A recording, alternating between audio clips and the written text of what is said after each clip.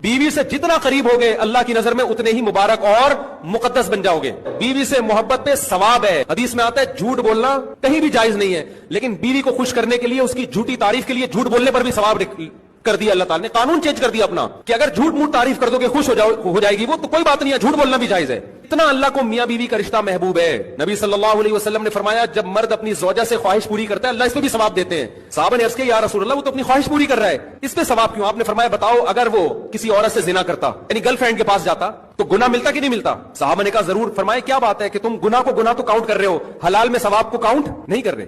उसने बुराई से अपने आप को बचाया है। तो ये गलीज गंदा रिश्ता, ये इसको जितनी बुरा भला कहो ना कम है। जब भी कोई आपका दोस्त आके बताया करे ना मेरी गर्लफ्रेंड, आप बोलो यार बड़ा पलीद रिश्ता है यार, बड़ा गंदा, बड़ा गलीज भंगियों वाला काम किया तूने यार, फिर अपनी दूसरी बात फौरन चेंज कर दो। एक दफा ये बोला जरूर करो, क्योंकि हम मुआशरे में इसको बर्दाश्त, मैं नहीं कह रहा आप उस पर मारे पीटें, ये तो आप नहीं कर सकते, ना करना चाहिए आपको, लेकिन उसकी तारीफ ना किया करें, चुप ना रहो।